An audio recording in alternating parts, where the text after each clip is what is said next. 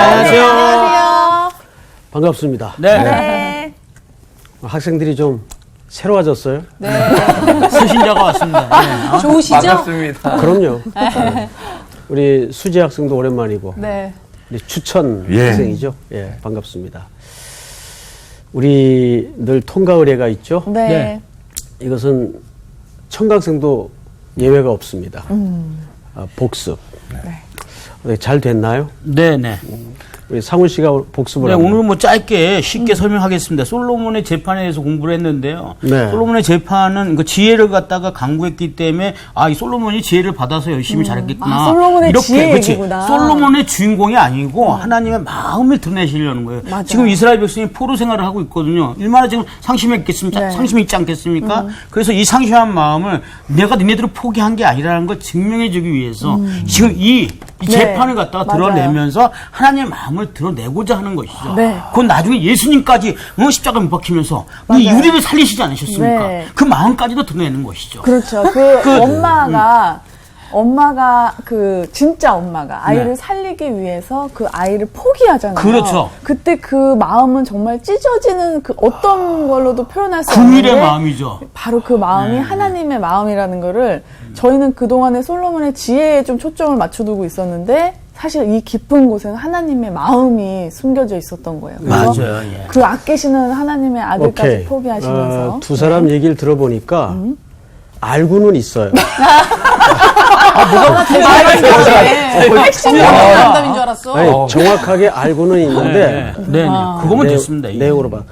그러면 된 게 아니고 우리는 이 클래스의 학생들도 중요하지만 네네네. 이 카메라 뒤에 수많은 시청자들을 염두에 두고 맞습니다. 공부를 해야 되기 때문에 시청자를 제가 한번 모르겠네요. 다시 한번 설명을 드릴 테니까 네.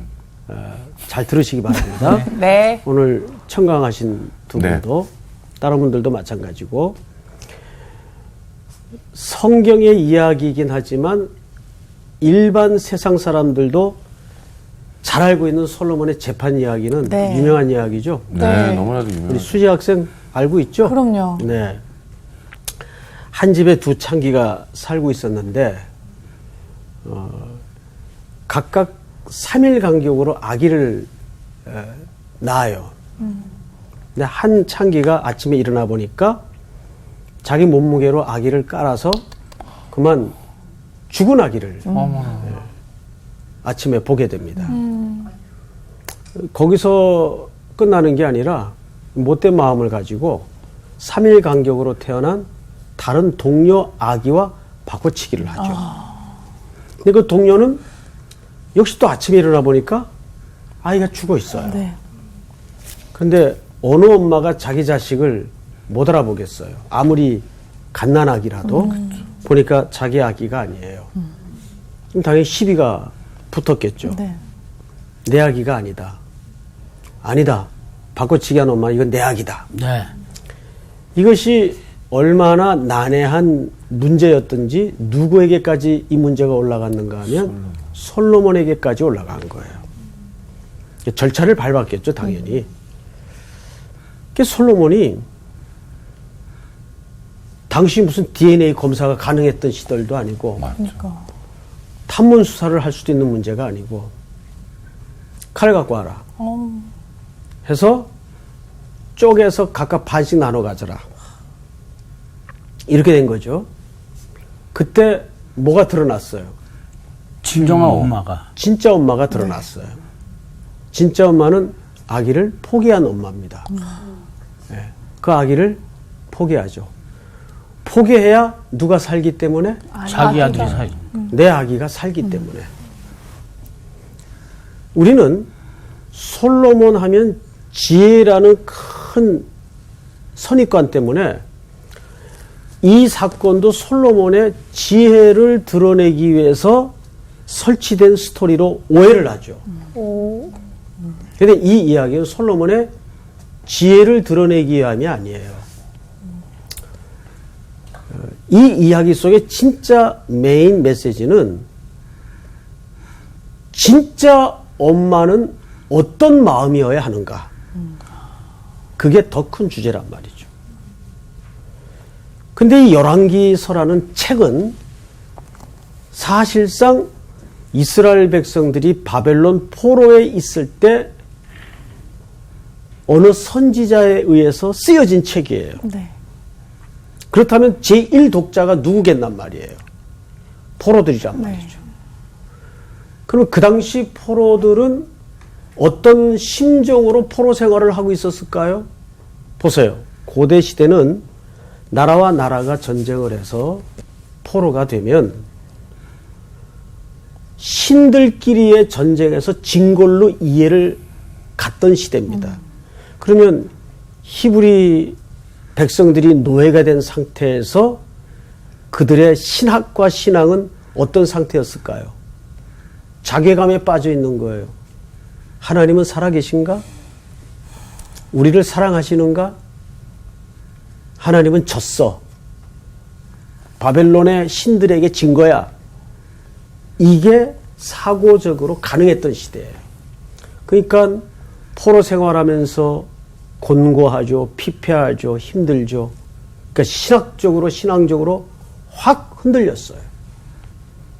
그때 하나님께서 한 선지자의 붓을 통해서 이 이야기를 쓰게 한 겁니다.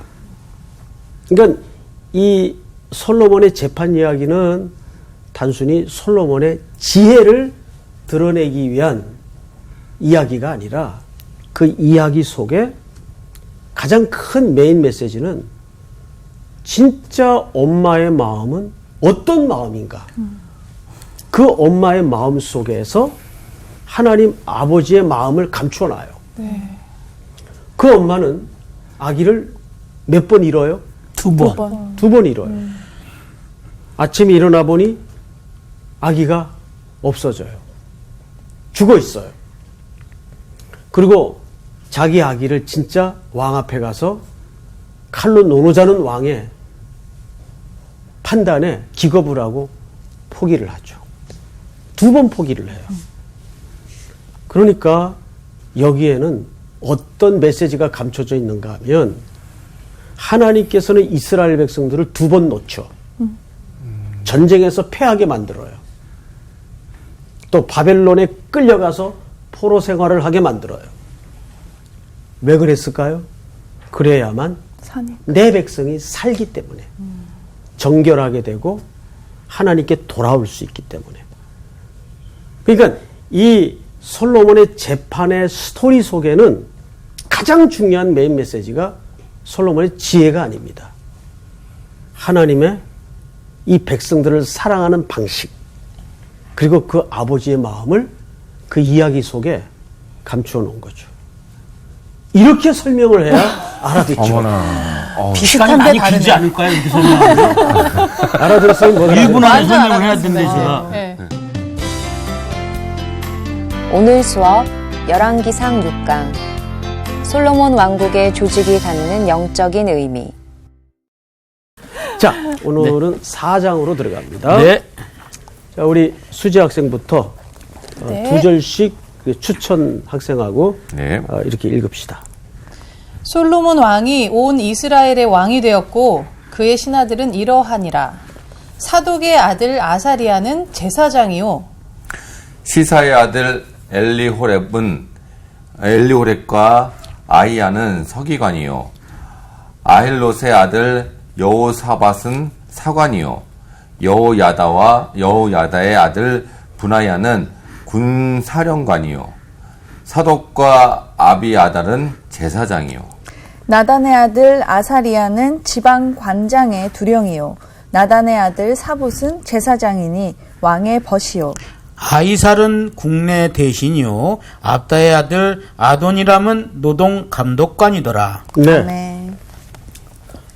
추천 학생이 지난번보다 훨씬 더 잘 읽었어요. 박수 한번 이게 쳐야 돼. 정말 어려운 거였는데. 네, 이 제일 왜냐하면 어려운 부분이 걸렸어요. 가장 그 발음하기도 어려운 외래어가 가득한 명단인데 아주 잘 읽으셨어요. 아버지만 읽고 싶었는데. 자, 지금 6절을 우리가 읽었어요. 네. 6절 읽는 가운데 이런 걸 왜 써놨나 싶은 생각이 안 들어요. 되게 무슨 메시지가 있나? 뭐 여기서 무슨 메시지가 있겠어요? 신하들이 이제 자식 자랑. 신하들이 뭐 설명하자라 많나? 그랬다더라 이렇게. 자식 자랑. 예. 또 근데 신하들이 다 아들이네요. 누구의 네. 아들? 예. 배물림. 그러니까 2세대라는 거지. 자, 여러분 이 직함을 잘 보세요. 솔로몬 왕이 온 이스라엘의 왕이 되었고 그의 신하들은 이러하니라. 사독의 아들 아사리아는 뭐죠?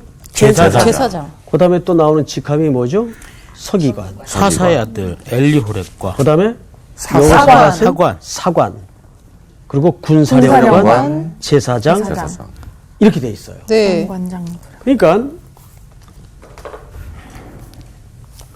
이것은 쉽게 얘기하면 행정조직이에요. 그렇죠? 네. 나라의 왕이 새로 임명이 되고 거기에 따라 행정조직이 개편이 된 겁니다. 네. 자, 어느 정부든지 정권이 바뀌면 조직을 새롭게 하죠. 네. 자, 그때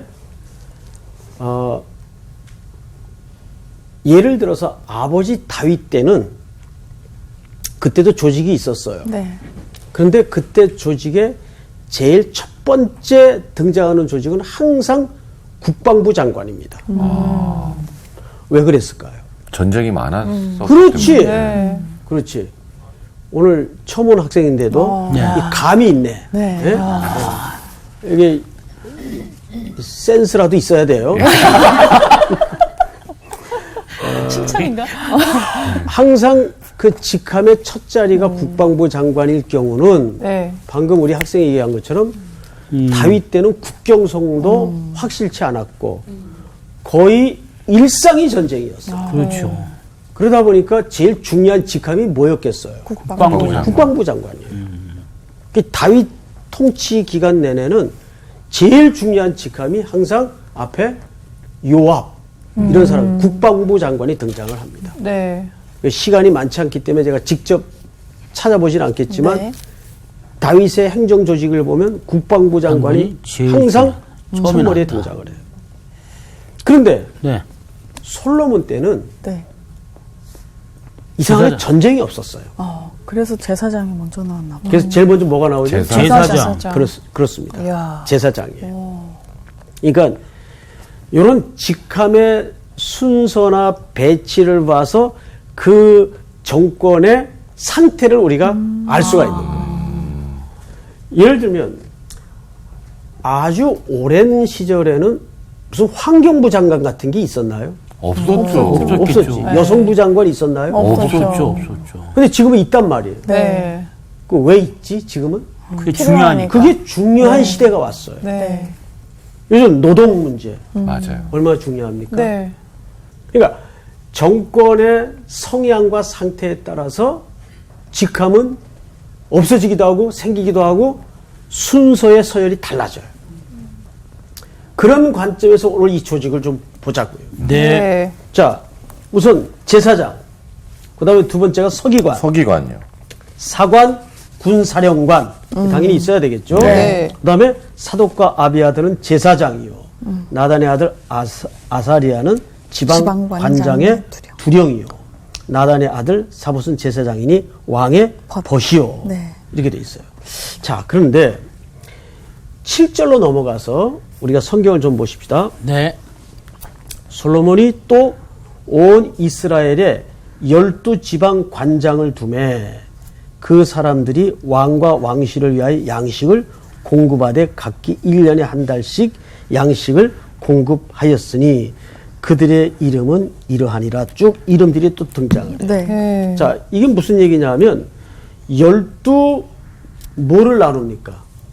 성경에 보니까 7절에 지방. 지방을 나누어서 거기에 관장을 관장들을 다 세웠어요. 자, 여러분. 또 12관장을 세워서 행정조직을 잘 재편을 했어요. 그러면 이제 얼핏 보면, 야, 솔로몬 굉장히 잘한다. 그 지혜로 대단하다. 이렇게 생각하기가 쉬워요. 아니구나. 자, 그런데 아니야. 이 사람들이 주로 하는 일이 뭐였는가를 성경 기자가 밝히죠. 네. 뭘 했습니까 주로? 양식을 공급했죠. 받- 양식 공급, 왕과 왕실에. 예. 이렇게 행정 조직을 개편한 것은 왕실을 배불리기 위해서 풍요롭게 하기 위해서. 전국에서 양식을 실어 나르기 위한 실질적인 조직이에요. 그러니까 백성들을 살찌우기 위한, 백성들을 배부르게 하기 위한 조직이 아니라 거꾸로 그 왕실을- 백성들이 피땀 흘려 벌고 농작물을 지어놓은 모든 것들을 왕실로 실어 나르기 위한 조직이었다. 이게 뭔가 지금 조짐이 안 좋아요. 느낌이 안 좋은데요, 진짜. 예. 게다가 그렇게 실어 나른 양식을 22절에 보면 우리 추천 학생 한번 그 22절 읽어보세요. 네. 솔로몬의 하루의 음식은 음식물은 가는 밀가루가 30고루요. 굵은 밀가루가 60고루요. 23절 우리 수지 학생. 살찐 소가 10마리요. 초장의 소가 20마리요. 양이 100마리이며 그 외에 숫사슴과 노루와 암사슴과 살찐 새들이었더라. 이게 뭐예요? 이게 하루에 하루의 음식물이? 하루 소비 음식량이에요. 자, 이거를 이거 어떻게 먹어? 전국의 관측, 12 왕궁 관장을 먹겠지. 배열해서 왕궁으로 계속 퍼나르는 거예요. 왜 그랬을까? 이게 너무한다. 자, 그러면 우리가 이런 정확한 수치들을 슬쩍이라도 이렇게 들여다보면서 어떤 느낌을 지울 수가 없는가? 야, 이거 좀 심한 거 아니야? 네. 이런 느낌을 지울 수가 없는 거예요. 실망이야. 아, 솔로몬이 이런 많이 사람이었나? 심하네요. 좀 심한 게.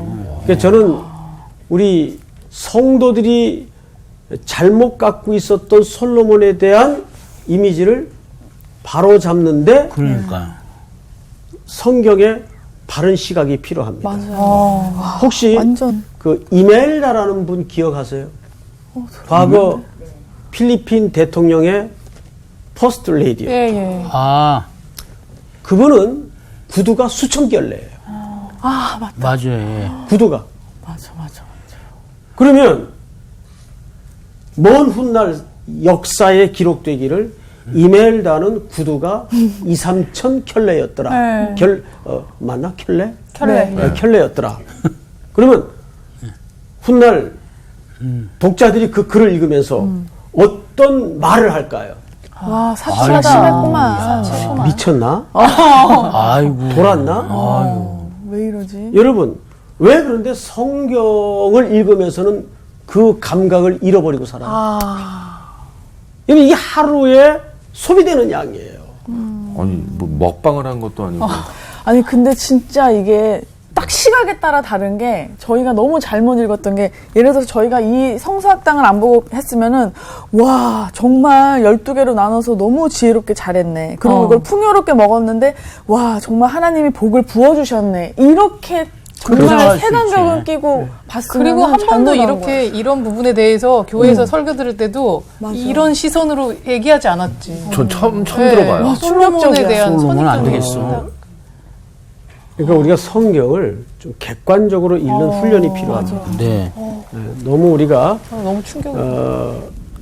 그 선입관을 가지고 네. 솔로몬의 그 부귀 영화에 초점을 맞춰서 지혜를 구했더니 이런 복을 주셨다. 맞아. 이렇게 몰아버리면 네네네. 할 말이 없어지는 거예요. 맞아. 근데 성경의 관점은 절대 거기에 있지 않아요. 자, 조금 더 네. 제가 일부러 솔로몬의 팔을 비틀고 있는 게 아니에요. 네. 성경이 객관적으로 진짜 뭘 얘기하고 싶은가. 그거를 시선을 좀 바로잡자는데 취지가 있는 거죠. 7절을 다시 보세요. 솔로몬이 또 온 이스라엘에 12지방 관장을 두매 그 사람들이 왕과 왕실을 위하여 양식을 공급하되 각기 1년에 한 달씩 양식을 공급하였으니 그러니까 12관장이니까 한 달씩 책임을 진 거예요. 왕궁의 식사를. 근데 이게 얼마나 지나친 지금 수치입니까? 이러느라고 백성들은 어떻게 됐을까요? 너무 지쳐. 아주 등골이 휘는 거죠. 자, 이 결론으로 어디를 보시냐면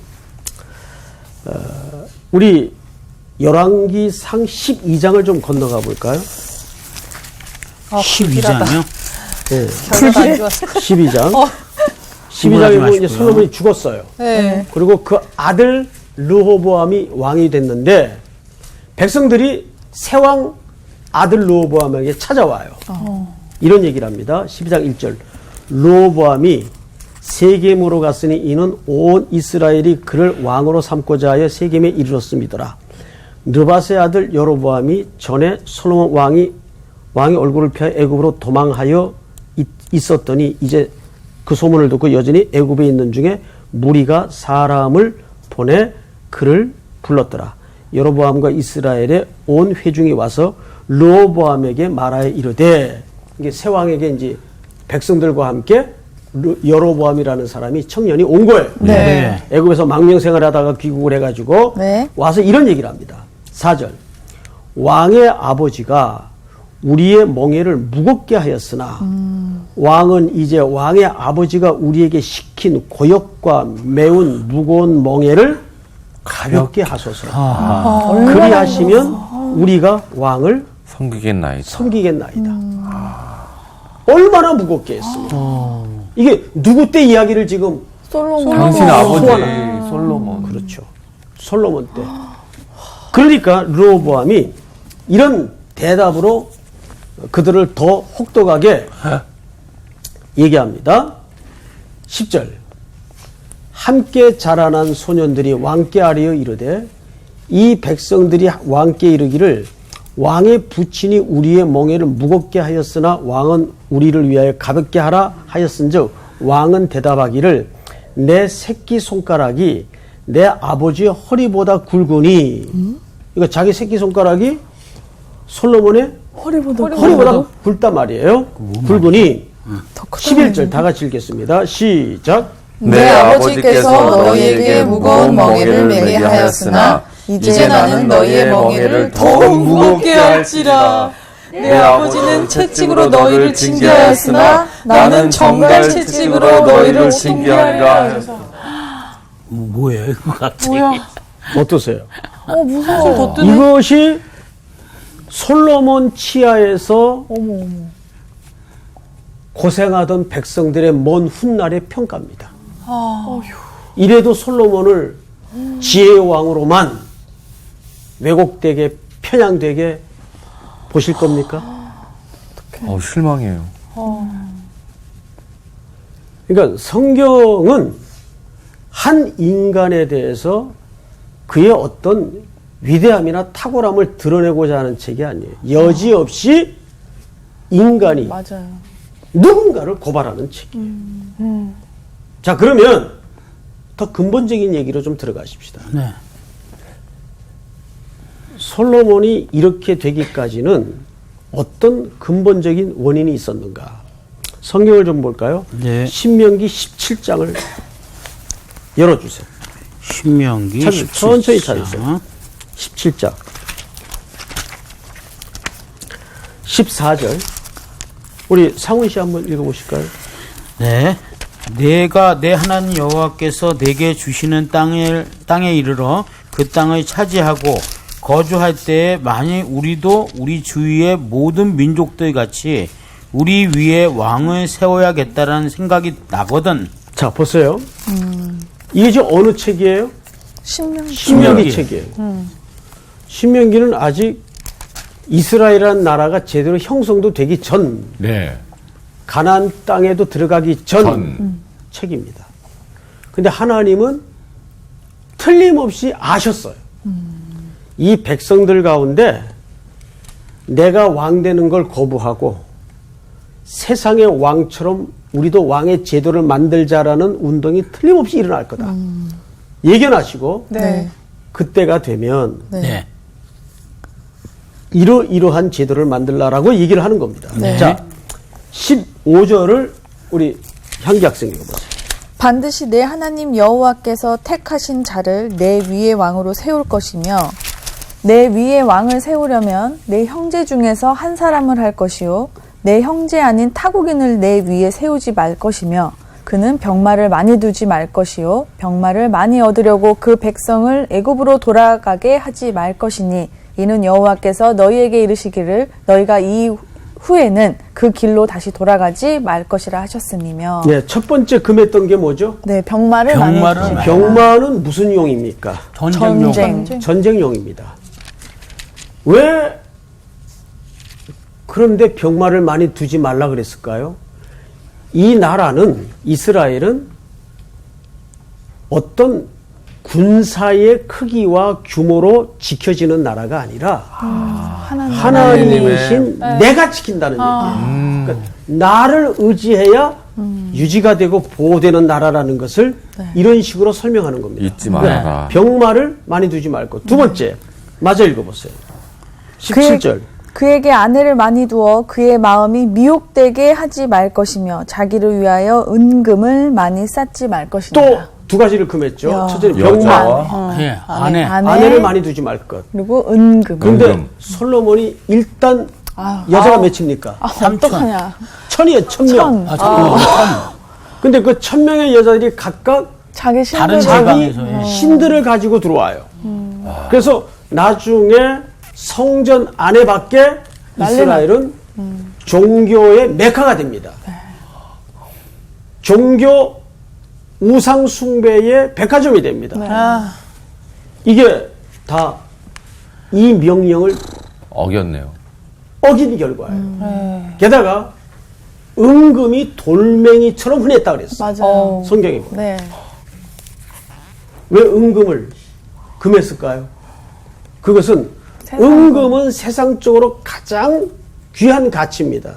그러니까 은금은 오늘식으로 얘기하면 돈이에요. 네. 예. 돈을 의지하지 말라 그 말이에요. 네. 하나님이 먹이시고 하나님이 입히신다는 얘기를 이런 식으로 설명하는 겁니다. 맞아. 그래서 세 가지를 금하고 한 가지를 명령했어요. 그 다음에 한 가지를 보시면 저기 수지 학생 읽어보세요. 18절. 그가 왕위에 오르거든 이 율법서의 등사본을 레위 사람 제사장 앞에서 책에 기록하여 평생에 자기 옆에 두고 읽어 그의 하나님 여호와 경외하기를 배우며 이 율법의 모든 말과 이 규례를 지켜 행할 것이라. 네. 그러니까 세 가지 금한 게 뭐죠? 병마. 병마, 여자, 아내, 많은 아내, 은은. 은금. 은금을 금하고 하나를 명령했어요. 그 율법을. 하나가 뭡니까? 율법. 항상 하나님의 말씀을 옆에 두고 네. 그것을 준행할 것을 명령했어요. 그런데 이거를 여지없이 솔로몬은 하나씩 다 깹니다. 성경을 이제 다시 4장으로 돌아가서 보십시다. 4장을 보시면 20절로 넘어갑니다. 20절.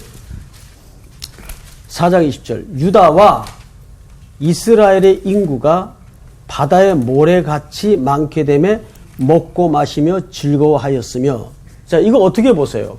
굉장히 평화로워 보이죠? 네. 네. 풍요롭지 저는 않은 그렇게 거죠. 봤는데 이제는 이 모습이 너무 자, 여기 보세요. 굉장히 약간. 중요한 문제입니다. 흥청망청? 그렇게 보이지. 20절을 우리 추천 학생이 다시 한번 읽어보세요. 유다와 이스라엘의 인구가 바닷가의 모래와 같이 많게 그만. 되매 보세요. 모래같이 많게. 왜 나라를 이렇게 설명했을까요? 이때는 나라가 지금 나누어졌어요? 안 나누어졌어요? 안 나눠. 안 나누어졌었죠. 안 나누어졌죠. 아직 솔로몬 때니까. 근데 왜 나라를 이렇게 설명을 했을까요? 상훈 학생은 이 답을 알아야 돼요. 아, 큰일 났다. 모르겠네. 아까 서론 시간에도 복습을 하면서 네. 지금 얘기했어요. 포로로 들어가 있기 때문에. 그렇죠. 그 포로하고 무슨 상관이 있어? 아니, 그러니까 포로로 속해 있는 거지. 이쪽으로 열왕기라는 들어가는 책은 네. 언제 쓰여졌다고요? 포로기에 쓰여졌다고. 포로기에. 그러니까 노예는 그때는 이미 나라가 나누어졌을 때입니까? 안 나누어졌을 때입니까? 안 나눠졌을 나눠. 때죠. 나누어졌을 나눠졌지. 때죠. 포로기에는. 나누어져서 포로가 된 거 아니에요? 네. 무슨 소리인지 알겠어요? 네. 그리고 앞의 역사를 소급해서 쓰는 거 아니에요, 지금? 네. 그러니까 유다와 이스라엘로 설명을 하는 거예요. 이것은 포로기에 기록된 책이란 말이에요. 네. 열왕기라는 책 자체가. 그래서 유다와 이스라엘로 설명을 하는 거예요. 상훈 학생 이해가 지금 네네네. 안 됐어요. 됐어요. 네? 됐습니다. 됐어요? 네네. 예. 시청자들은 지금 거의 다 됐는데 상훈이 오빠만 되면 되는 교실 건가 내 한 분이 지금 저만 이해가 안 되면 됐어요. 자, 20절을 다시 보세요. 그래서 이 책이 포로기에 쓰여졌기 때문에 그때는 이미 분열이 된 이후의 역사란 말이에요. 네.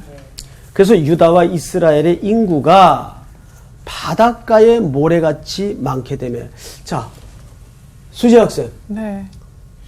바닷가의 모래. 이 문장은 히브리인들이면 무슨 얘기인지 누구나 다 알아요. 그러니까 수지 학생도 알아야 돼요. 아브라함. 아브라함의 축복 아니에요? 유대인들은 바닷가의 모래 하면 아브라함에게 하나님이 자손을 약속했던 축복. 그 문장이라는 걸 누구나 다 알고 있어요. 하늘의 별처럼. 그렇죠. 네. 자, 그러면 지금 우리 추천 학생이 알고 대답했는지 모르고 대답했는지는 모르겠는데 예. 축복이라고 그랬어요. 예. 그러니까 이 바닷가의 모래같이 된 이 결과는 솔로몬의 치적입니까? 하나님의 축복입니까? 하나님의 축복이죠. 그렇죠. 하나님의 축복이라고. 약속했던 축복. 그런데 잘 보세요. 바닷가의 모래같이 되었는데 먹고 마시며 즐거워하였으며 누가 먹고 마시고 즐거워했어요? 모래가. 이야, 모래가. 여기는 모래라고 표현을 해줘야지. 아니죠. 모래같이 많은 잘 그냥 보세요. 저기 왕권에 있는 사람들만. 기득권의 사람들만 그 혜택을 누리고 살았다 그 말이에요. 모래가 안 하나님이 언약대로 이 나라를 이렇게 부강하게 만들었는데 맞아. 기득권의 일부만 먹고 마시고 즐거워했다 그 말이에요. 방금 설명했잖아. 네. 12관장을 세워서 솔로몬이 한 일이 뭐예요? 한 달씩 한 7일을 달씩. 지교해가지고 네. 세금 거. 과도한 소비를 맞아.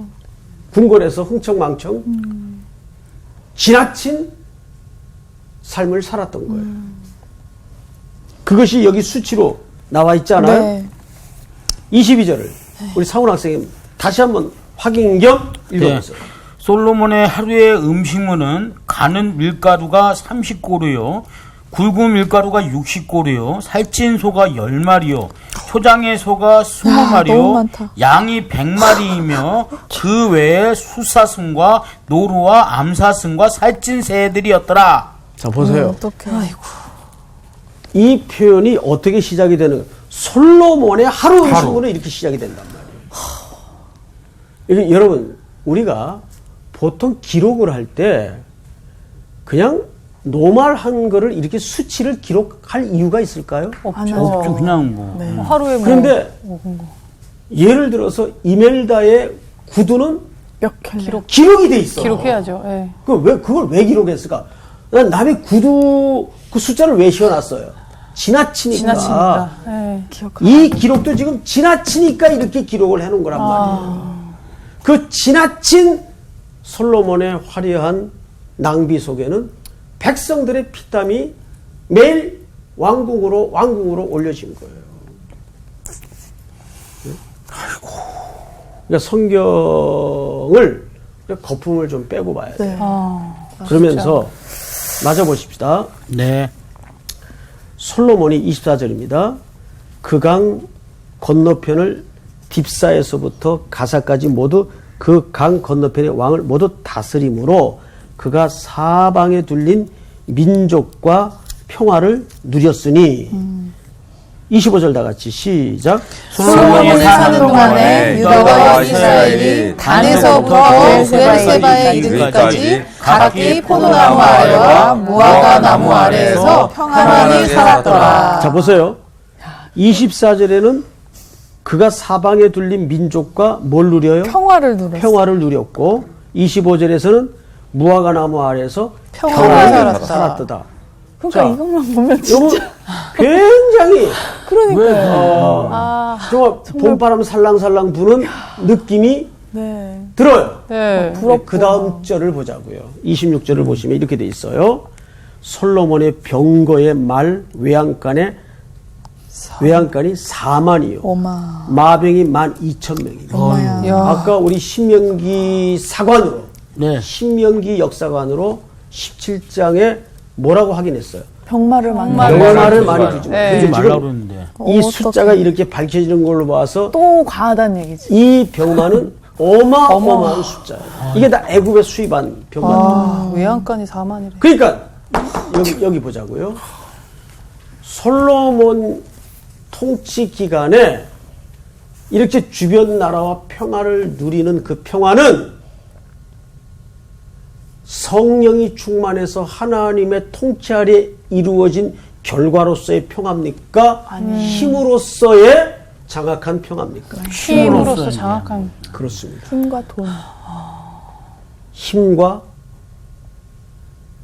군사력으로 장악한 평화예요. 이게 로마의 평화예요. 네.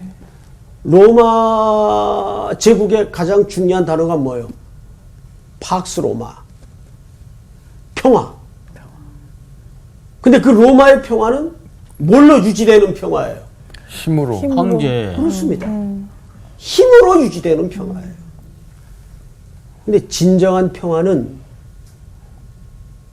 한 나라가 평안하면 옆의 나라도 평안해야 진정한 평화입니다.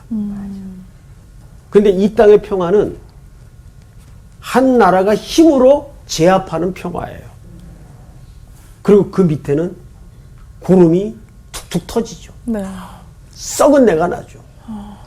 힘들죠. 그게 로마 제국 아래 평화 아니에요. 그러니까 여기서 솔로몬이 하나님이 주신 지혜로 하나님의 방식대로 나라를 운영하고 통치한 것이 아니라 점점 누굴 닮아가요? 애굽의 통치 방식을 닮아가요. 왜 그럴 수밖에 없는지 아세요? 3장 1절을 다시 보세요. 3장 3장 1절. 네, 맞아. 다시 보세요. 장인어른. 1절. 맞아. 우리 저기 현기 학생 한번 읽어보세요. 솔로몬이 애굽의 왕 바로와 더불어 혼인 관계를 맺어 그의 딸을 맞이하고 다윗 성에 데려다가 두고 자기의 왕궁과 여호와의 성전과 예루살렘 주위의 성의 공사가 끝나기를 기다리니라. 솔로몬이 누구의 사위가 된 거예요? 애굽에서 애굽의 왕 바로의 바로의 사위가 된 거예요. 세상에. 장인어른의 역할. 그러니까 다른 나라의 공주와 혼인 관계를 맺는다는 것은 그 나라와 정략적인 결혼을 통해서 그 나라에 의존하여 평화를 유지하자는 힘에 의존하는 평화밖에 안 돼요. 네. 솔로몬이 그것을 그대로 배웁니다. 그리고 수많은 여인들을 데려다가 우상 천지동산을 만들어 놓죠. 네. 우리는 저는 의도적으로 솔로몬에 아무 감정이 없어요. 아무 유감도 없고. 그러나 우리가 솔로몬에게 덧입혀진 너무나 잘못된 왜곡된 이미지들을 벗겨내고 성경이 냉정하게 솔로몬에 대해서 어떤 기록들을 남겨놨는가를 유심히 보면서 세상 나라는 결국 진정한 왕을 고대하는 방향으로 갈 수밖에 없다는 거예요. 그 진정한 왕이 누구겠어요? 평화의 왕 예수 그리스도. 자기를 죽여서 자기를 제물로 내어놓아서, 그러니까 솔로몬은 우리가 아까도 기록에도 봤지만은 백성들의 등에 채찍을 대고 전부 부려먹었어요. 근데 예수님은 뭐라 그러셨죠? 나는 섬기러 왔다. 섬기러 왔다고 얘기하잖아요. 그러니까 이런 열왕들의 실상을 들여다보면서 그 열왕들의 맥락 속에서 우리는 결국은 우리의 참된 왕 예수 그리스도를 우리가 고대할 수밖에 없다는 결론 앞에 항상 세워지는 겁니다. 오늘 공부는 여기서 끝. 감사합니다. 너무 쇼킹해. 기분이 안 좋네. 너무 안 좋네. 아, 완전히 솔로몬 뒤통수 맞은 느낌. 나그 배신당 그 사람하고 이면식 도는데 왜 배신당한 느낌이 나죠? 그리고 한편으로는 되게 반성하게 되는 게 예전에는 이걸 보면서 와 행복하게 와 평안히 살았고 평화로웠구나만 좋은 것만 이렇게 했는데 진짜 아니 그리고 교회에서도 어떻게 가르치셨냐면 지혜를 구하면 모든 것을 다 받았다. 그래서 뭐 번영과 이런 것까지 다 받았다 그랬는데 그게 이게 이 지난 시간에 우리가 배웠던 것 중에, 그러니까 성경에 나오는 사람들은 그냥 우리가 이 사람이 위인이 아니라 그냥 하나님의 마음을 드러내기 위한 이 사람들은 도구일 뿐인데 우리는 이걸 위인으로 본다니까. 맞아 이 사람처럼 돼야지. 와 솔로몬처럼 돼야지, 뭐 아브라함처럼 돼야지, 누구처럼 돼야지. 아니에요. 근데 어렸을 때부터 그런 교육을 받아왔던 것 같아요. 그러니까. 그러니까 이제 저는 성사학당을 중요성을 다시 한번 깨닫게 되는 게 가치관을 좀 흔들어 놓네요. 뭐 얼굴이 하얗게 질렸어. 그러니까 많이 이제 놀랐나 우리가 봐. 이런 거를 우리 자녀들에게 제대로 제대로 알려야 돼. 네. 맞아.